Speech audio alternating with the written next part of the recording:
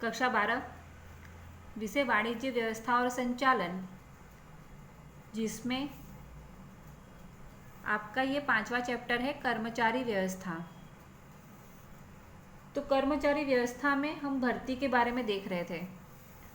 भर्ती के हमने आंतरिक और बाह्य प्राप्ति स्थानों के बारे में जानकारी प्राप्त की थी, उसे समझा था। उसके बाद अगला आज का हमारा टॉपिक आता है चयन, यानी पसंदगी, सिलेक्शन। तो चयन का अर्थ दिया है कि चयन अर्थात प्राप्त आवेदनों को जांच करके योग्य उम्मीदवार की नियुक्ति करना।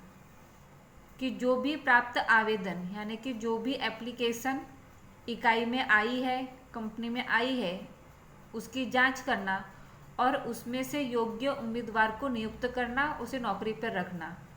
तो ये चयन की प्रक्रिया। चयन ये भर्ती का ही एक भाग होता है।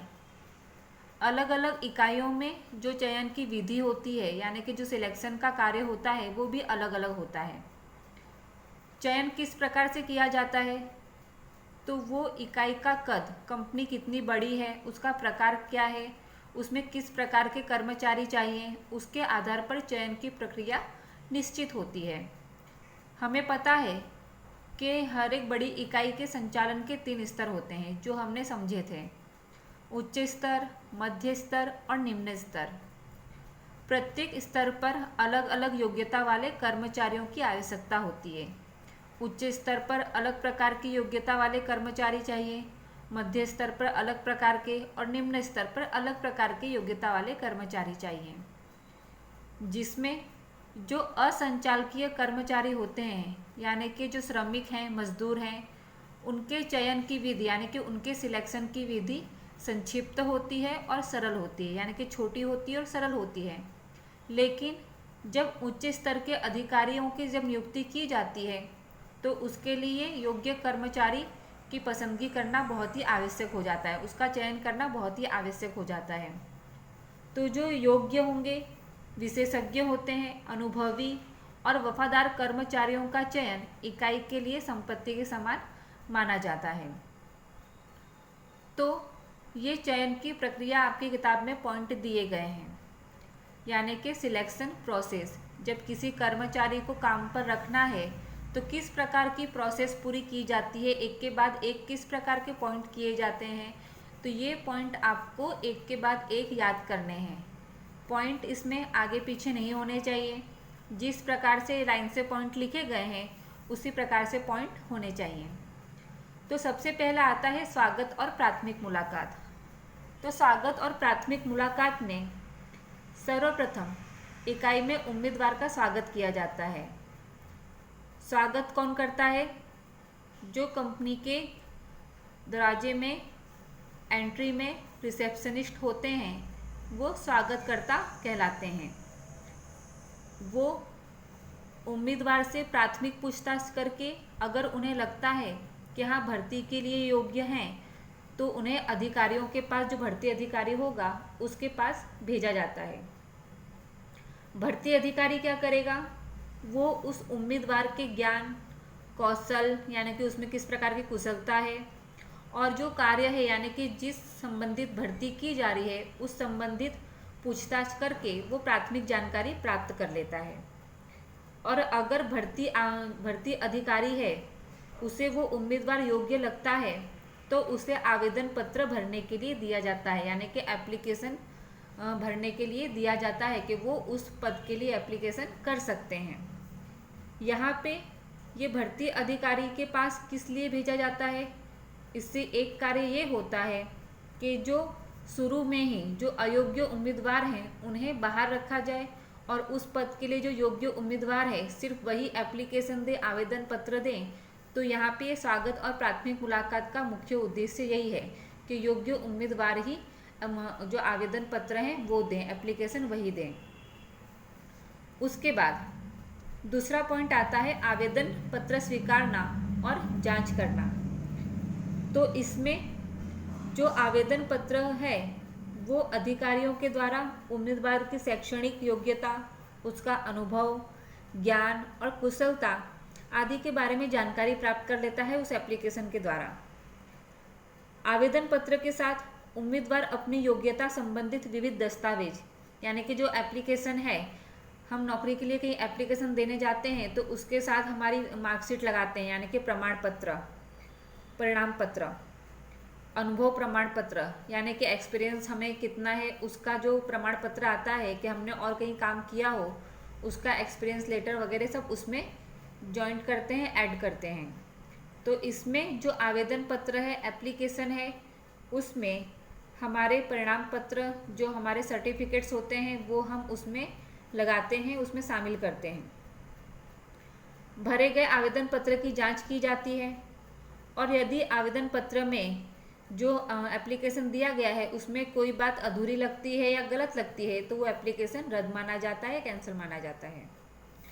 उसके बाद तीसरा पॉइंट आता है आवश्यक परीक्षाएं लेना। जो भी आवेदन पत्र हैं जो मान्य किए गए हैं, जो स्वीकारे गए हैं, उन उम्मीदवारों की विविध परीक्षाएं ली जाती हैं। हर एक व्यावसायिक इकाई यानी कि हर एक कंपनी, उद्योग अपने तरीके से अलग अलग परीक्षाएं लेता है। इन परीक्षाओं के द्वारा जो उम्मीदवार हैं उनकी मानसिक क्षमता, उनकी चपलता, उनकी योग्यता, उनकी अभिरुचि, ये सब जानकारी इत्यादि प्राप्त होती है। तो ये परीक्षाएं कौन कौन सी होती हैं? तो सबसे पहले है बुद्धि परीक्षा। बुद्धि परीक्षा में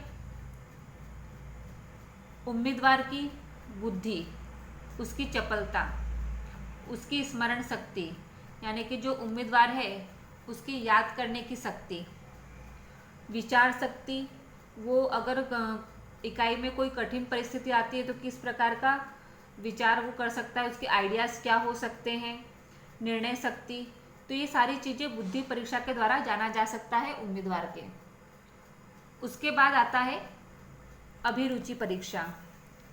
अभिरुचि परीक्षा में जिस कार्य के लिए उम्मीदवार को पसंद किया गया है उस कार्य के प्रति उस उम्मीदवार को अभिरुचि यानी कि रुचि है या नहीं उसके बारे में जानकारी प्राप्त की जाती है।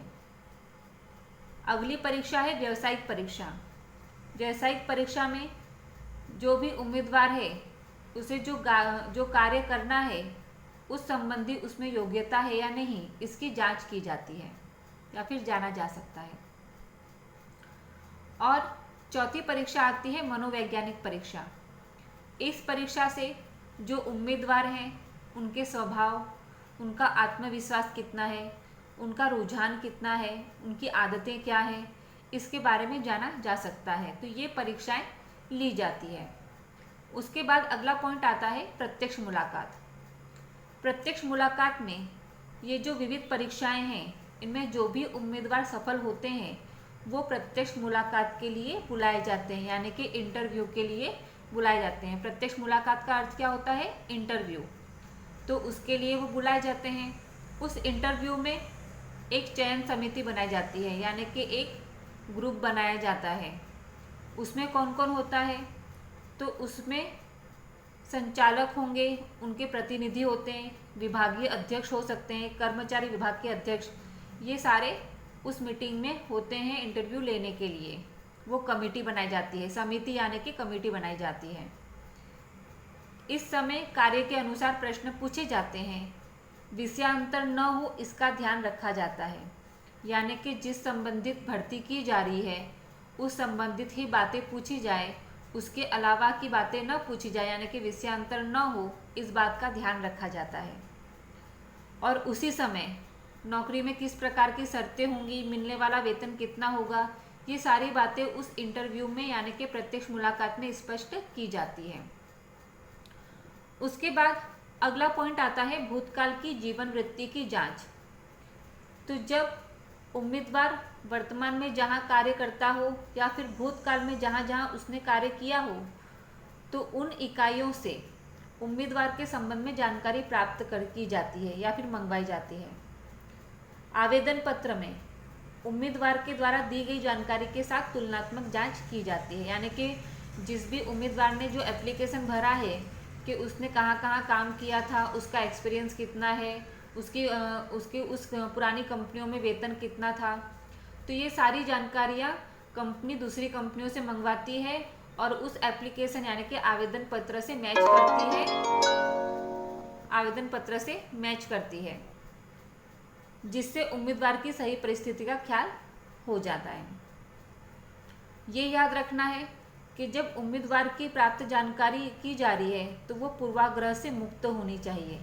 पूर्वाग्रह, इसका अर्थ होता है कि पहले से किसी के बारे में कोई राय न बनाना, यानी कि ये ना सोच लेना कि ये उम्मीदवार बेकार ही है, इसे सिलेक्शन करना ही नहीं है, तो ये एक पूर्वाग्रह राय होती है।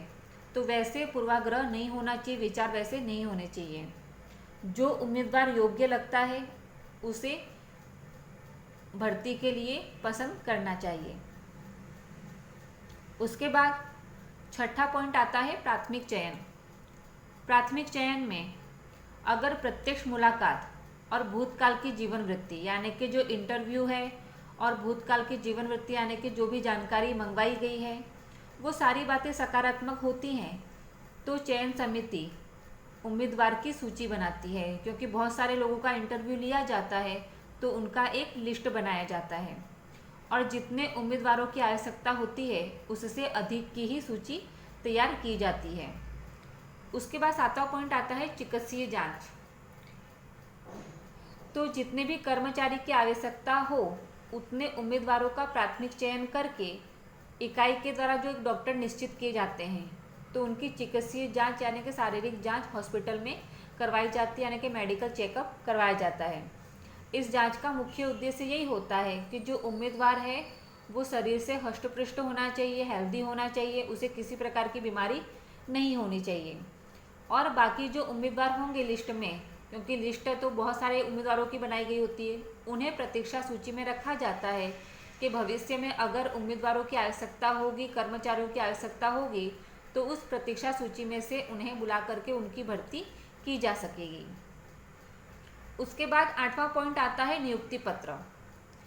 नियुक्ति पत्र का अर्थ होता है अपॉइंटमेंट लेटर देना। तो जब अंतिम चयन के बाद उम्मीदवार को नियुक्ति पत्र दिया जाता है, उस नियुक्ति पत्र यानी कि अपॉइंटमेंट लेटर में क्या होता है, तो उम्मीदवार को किस स्थान के लिए रखा गया है, उसका क्या पद है, क्या अधिकार हैं, क्या कर्तव्य हैं, क्या दायित्व हैं और फिर उनको क्या वेतन मिलना है, वेतन के अलावा अन्य आर्थिक और अनार्थिक बातें वो सारी उस अपॉइंटमेंट लेटर में लिखी होती हैं। और अंतिम चयन प्रक्रिया आता है इकाई परिचय और कार्य सौंपना।